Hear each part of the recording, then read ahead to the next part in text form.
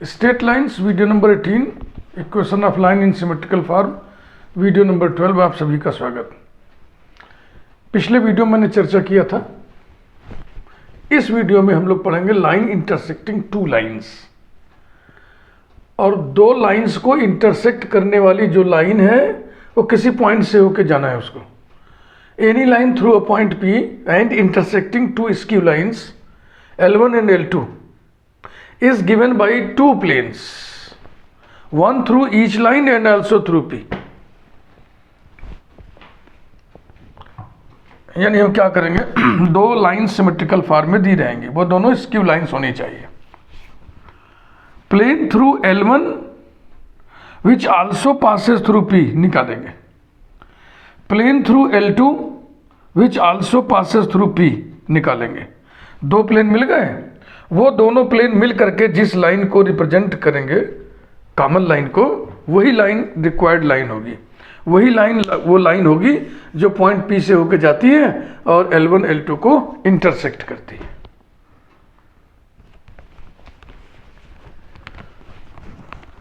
Example 23,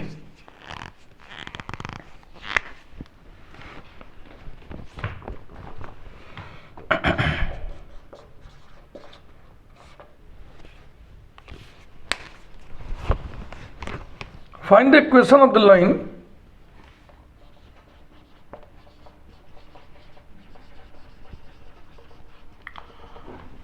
find the equation of the line through the origin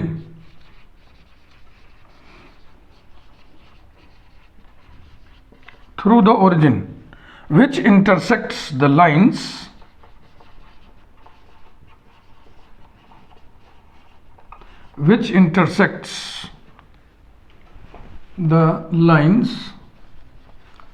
ये दो lines हैं, x minus 1/2 equals to y minus 2/2 equals to z minus 3/4।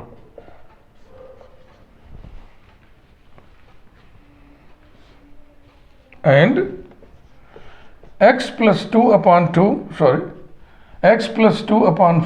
Equals to y minus 3/3 equals to z minus 4/2। Full stop. ये question हम लोग पढ़ चुके हैं, वो मैं लिख दे रहा हूं कहां पे ये मिलेगा। सी एग्जाम्पल 10 वीडियो नंबर 10, ये आप पढ़ चुके हैं। यहाँ पे दूसरे अप्रोच से हमको पढ़ाना है। जब मैं इसको पढ़ा रहा था तभी मैंने कहा था कि इसको हम आगे चल के एक विधि से और पढ़ेंगे। अब देखो भैया, ये लिखा हुआ है, हमने इसको बांच दिया, लेकिन ज्योमेट्री आपके दिमाग में बनी नहीं होगी। वो ज्योमेट्री हम आपको समझाने जा रहे हैं। कुछ मॉडल की मदद से आप समझने की कोशिश करें।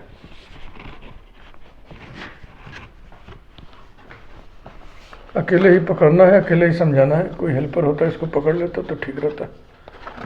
चलो समझते हैं, ये मामला है। ये मान जाओ भाई, ऐसा ध्यान से देख लीजिए। एक लाइन ये है, ठीक है ना, ऐसे समझना। एक लाइन ये है और एक लाइन ये हरी वाली है। कौन सी? एक लाइन ये है, ठीक है ना। ये दोनों लाइंस स्क्यू लाइंस हैं। स्क्यू लाइंस माने non parallel and non intersecting. Parallel तो तब होती है जब इसको हम ऐसे बनाते हैं, इंटरसेक्टिंग तब होती है जब इसको हम ऐसे बनाते हैं, तब ये दोनों मिल जाती है आगे चल के। तो हमने देखो कैसे चित्र बना रखा है, ध्यान से देखिए, गौर से। दिख रहा है आपको? ये वाली लाइन और ये वाली हरी वाली लाइन, ना तो ये पैरेलल है ना तो ये इंटरसेक्टिंग है। क्लियर? इतनी बात क्लियर हो गई। अब इन दोनों को इंटरसेक्ट करने वाली एक ऐसी लाइन चाहिए जो ओरिजिन से होकर के जाए और इन दोनों को इंटरसेक्ट करें, हाँ इन दोनों को इंटरसेक्ट करने वाली वो लाइन चाहिए जो ओरिजिन से होकर के जाए। तो देखो जरा ध्यान से, इस पर हमने लिख रखा है plane through first line and also through the origin. इस पर हमने लिख रखा है plane through second line and also through the origin. फिर देखिएगा गौर से, है ऐसी बात कि नहीं? देखो ऊपर वाली को देखा, इसको plane through first line and also through the origin, ये ओरिजिन बना रखा है हमने, यहाँ पे ओरिजिन बना रखा है, ठीक है ना। तो ये वाला जो प्लेन है, plane through first line and also through the origin. ये वाला जो प्लेन है, plane through second line and also through the origin. Okay, अब इन दोनों प्लेन्स का जो कॉमन लाइन है, इन दोनों प्लेन्स का जो कॉमन लाइन है वो कौन लाइन है? वो ये वाली लाइन है, सीधे आ रही है, ये देखिए, दिख रहा है ना, ये सीधी वाली लाइन। फिर से देखिए, ये देखिए, ये वो लाइन है कि नहीं जो ओरिजिन से भी होके जा रही है और दोनों लाइन को इंटरसेक्ट कर रही है ना। ये वाली जो लाइन है इस लाइन को भी इंटरसेक्ट कर रही है और हरी वाली लाइन को भी इंटरसेक्ट कर रही है। क्या आप इस मॉडल को समझ लिए? अब ज्योमेट्री पूरी समझ में आ गई। Plane through first line and also through the origin, plane through second line and also through the origin, और इन दोनों प्लेन का जो कॉमन लाइन है वो देखो ऐसी लाइन है जो ओरिजिन से होकर जा रही है और दोनों लाइन को इंटरसेक्ट कर रही है। यही कॉन्सेप्ट है इसमें। अगर इस मॉडल से आपने ज्योमेट्री समझ लिया है तो फिर अब एनालिसिस तो बहुत ही आसान काम है।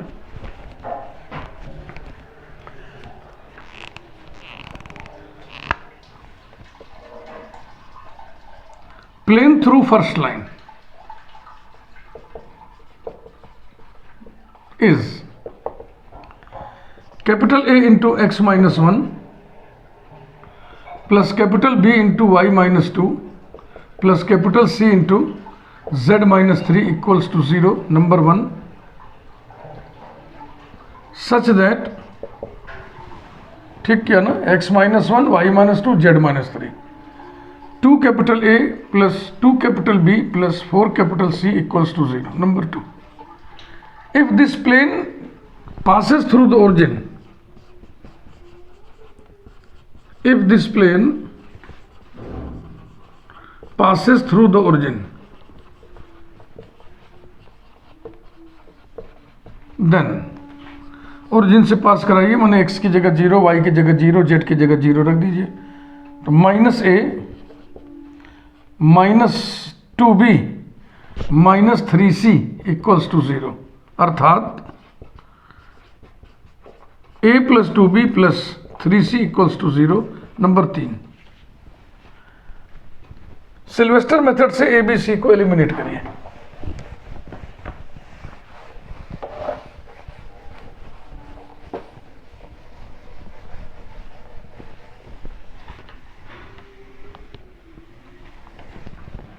Eliminating a b c,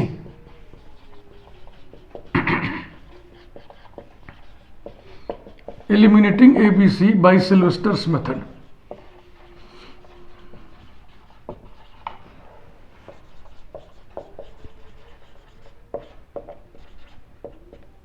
We have determinant x minus 1, y minus 2, z minus 3, 2, 2, 4 और 1, 2, 3 इक्वल्स टू 0। एक्सपेंड करिए इसको। -2 into x minus 1, -2 into y minus 2, +2 into z minus 3 equals to 0।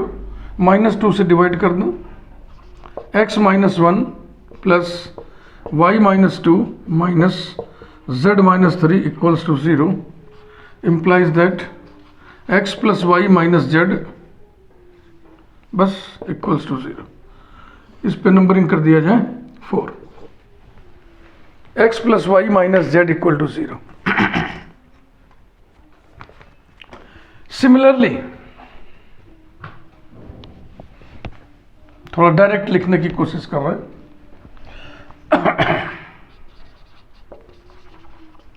Similarly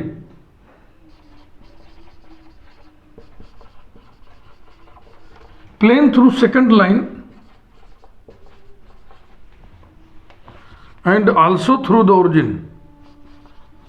and also through the origin is। अब देखना इसमें पहली line में कौन है, ये तीनों न्यूमरेटर्स हैं, दूसरी लाइन में कौन है, ये तीनों डिनोमिनेटर्स हैं, और फिर ये कहाँ से आ गया, ये ऊपर x0 y0 z0 रखने से आएगा -1 -2 -3 वही है। तो इसी लहजे पर इसको बनाइए direct. Determinant x + 2 y - 3 z - 4 4 3 2, और x0 रखेंगे तो 2 आएगा, y0 रखेंगे -3 आएगा, और यहाँ -4 आएगा, इक्वल्स टू 0। एक्सपेंड करिए।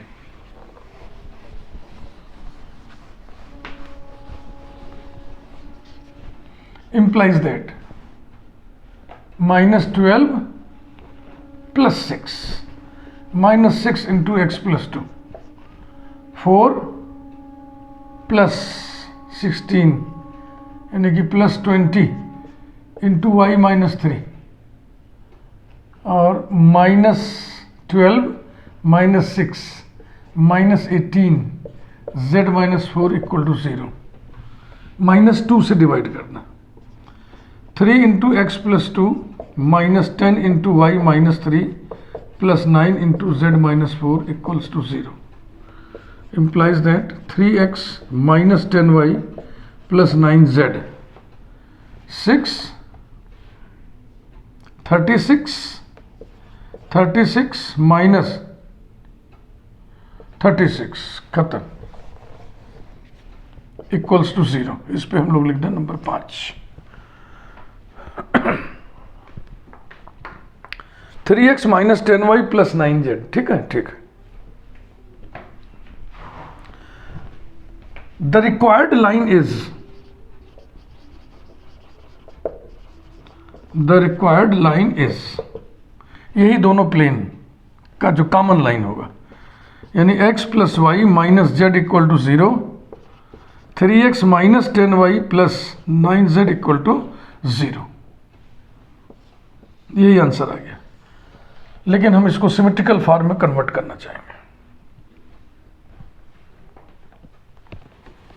सिमेट्रिकल फॉर्म में कन्वर्ट करना आपको बताया गया है।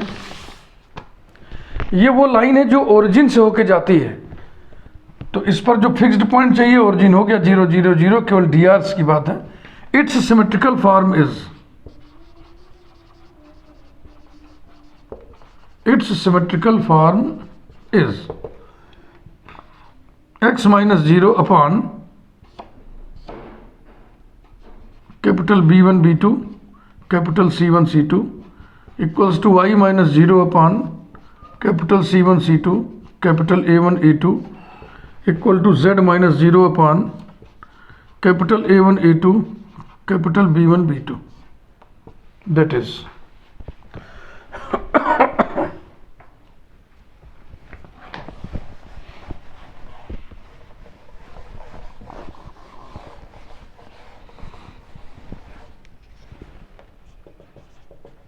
x अपॉन B1 B2 बोले तो y के गुणांक, y के कोफिशिएंट्स 1 - 10,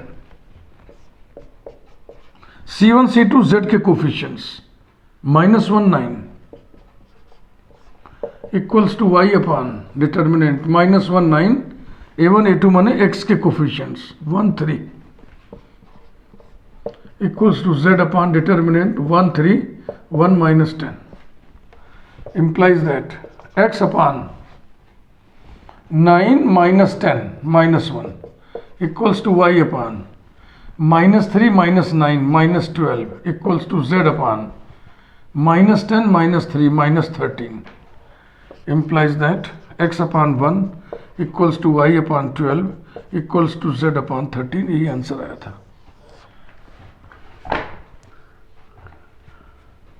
1 12 13 जब इसको आपने हल किया था बतौर एग्जाम्पल 10 इन वीडियो 10, तो यही आंसर आया था। वहाँ कॉन्सेप्ट दूसरा था, ये कॉन्सेप्ट प्लेन वाला कॉन्सेप्ट, ठीक है ना। आइए ऐसे ही एक एग्जाम्पल और देखा।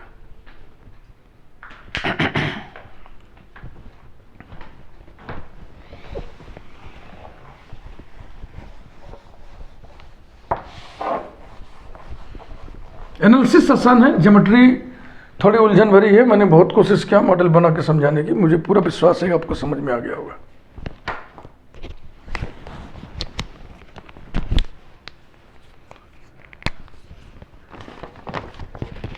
Example 24,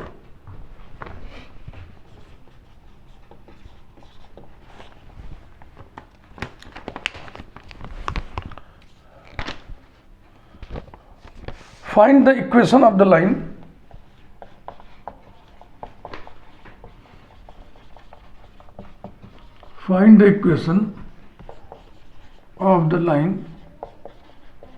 through point 1 1 1 which intersects the lines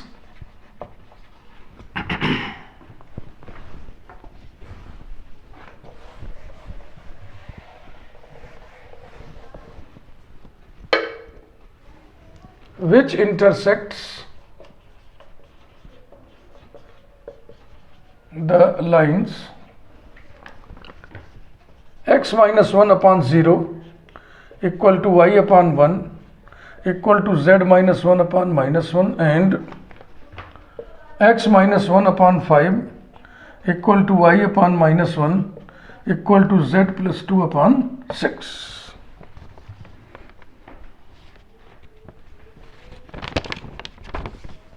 बिल्कुल वैसे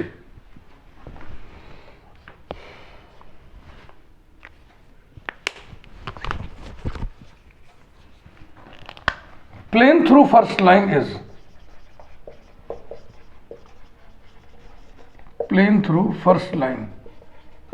is capital A into x minus 1 plus capital B into y plus capital C into z minus 1 equal to 0 under the condition that such that 0 into capital A plus 1 into capital B minus 1 into capital C equals to 0. Number 2, इसे 1 1 1 से भी pass कराइए। If this plane passes through 1 1 1 then x की जगह 1 रखिए, y की जगह 1 रखिए, z की जगह 1 रखिए, तो ये हो गया 0 into a plus 1 into b plus 0 into c equals to 0. Number 3, eliminating a b c, eliminating capital A, capital B, capital C by Sylvester method.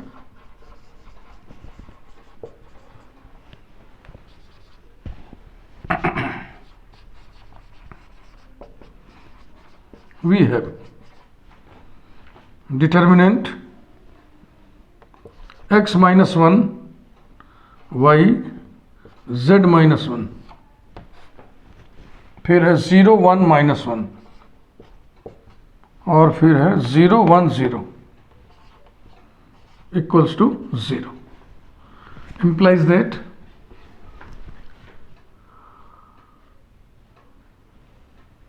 खोलोगे, इसी कॉलम से खोल ले उसको, इस कॉलम से खोलेंगे तो क्या आएगा,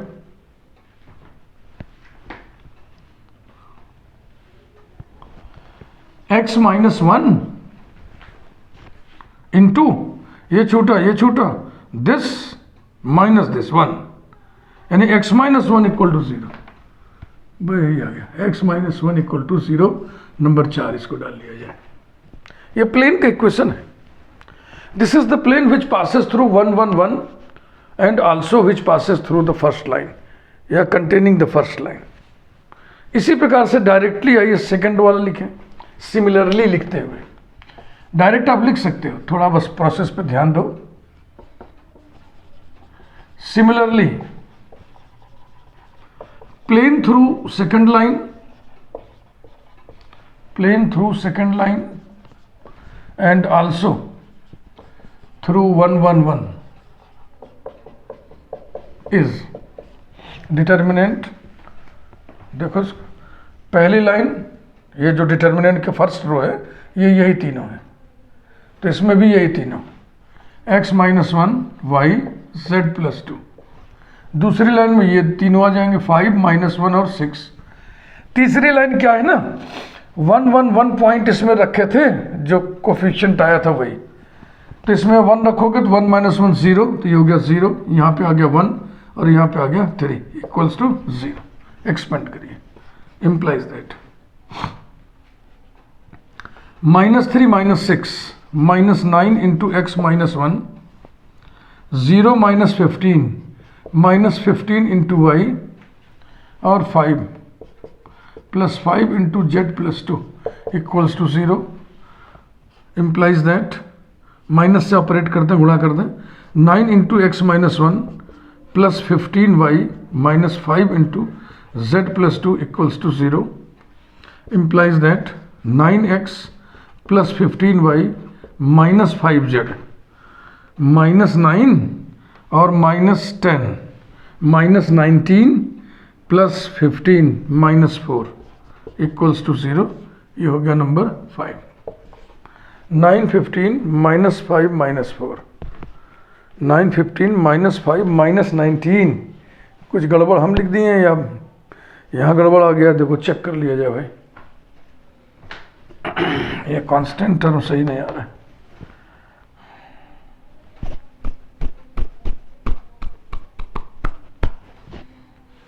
अभी तो हम तो सही कर रहे हैं, ये प्लस हो गया, ये प्लस हो गया, ये माइनस हो गया, तो यहाँ पे आ गया -9 और यहाँ पे आ गया -10। हाँ, इसमें कहाँ कांस्टेंट है दादा इसमें कांस्टेंट कहाँ है, तो -19 होगा। गजब, कभी कभी दिमाग ऐसे एरर कर देता है।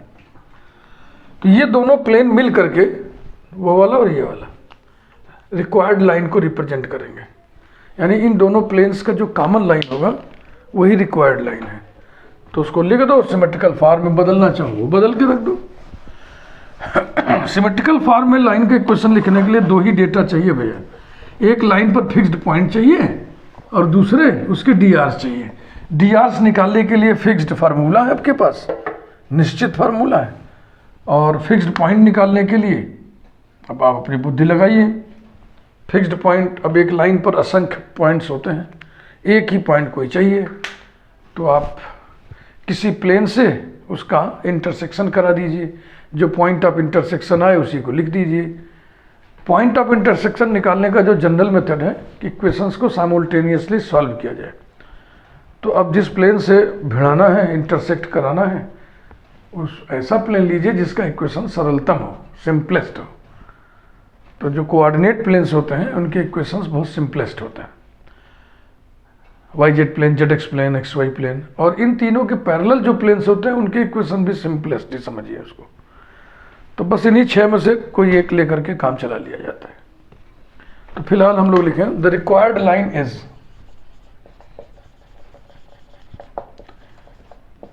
तो एक जनरल सा कॉन्सेप्ट बस लोगों ने पकड़ लिया कि z = 0 प्लेन से भिड़वा दो, लाइन को z = 0 प्लेन से भिड़वा दो।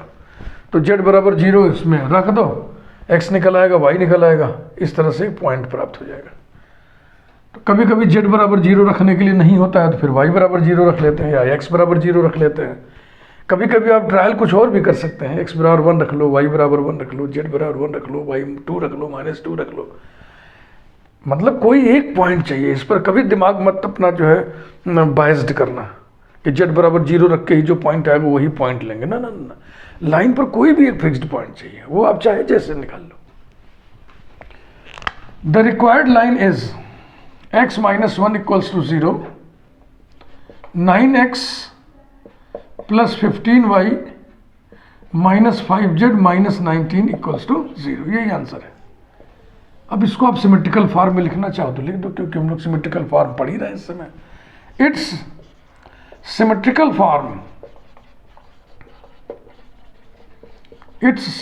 फॉर्म इज, तो ये जो लाइन है ये 1 1 1 से होके जाने वाली लाइन है, तो इसलिए जो ऊपर पॉइंट होगा वो तो हमको निकालना ही नहीं है, 1 1 1,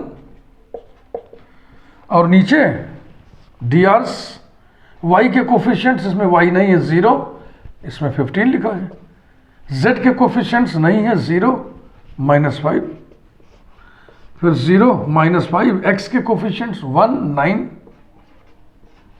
इधर आ गया 1 9 0 15, implies that x -1 upon 0 equals to y -1 upon 5 equals to z -1 upon 15.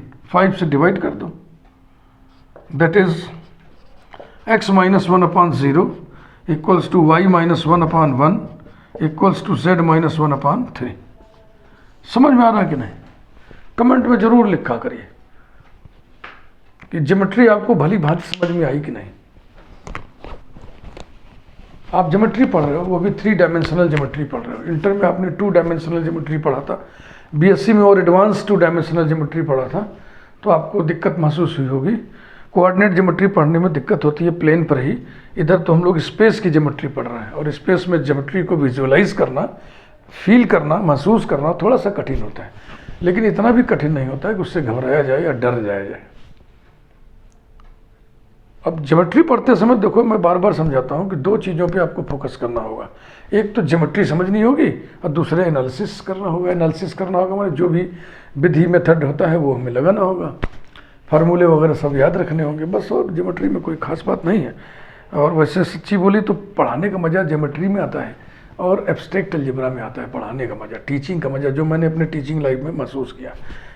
इसमें खूब समझाने को मिलता है, खूब तर्क देने का मन करता है, तर्क देते बनता है। तो फिलहाल इस वीडियो वहीं पे रोकते हैं। Thank you. अगले वीडियो में एक इम्पॉर्टेंट चीज़ हम लोग और पढ़ेंगे, और वो है orthogonal projection of a line in a plane, जिसको आप वीडियो नंबर 15 में पढ़ चुके हैं।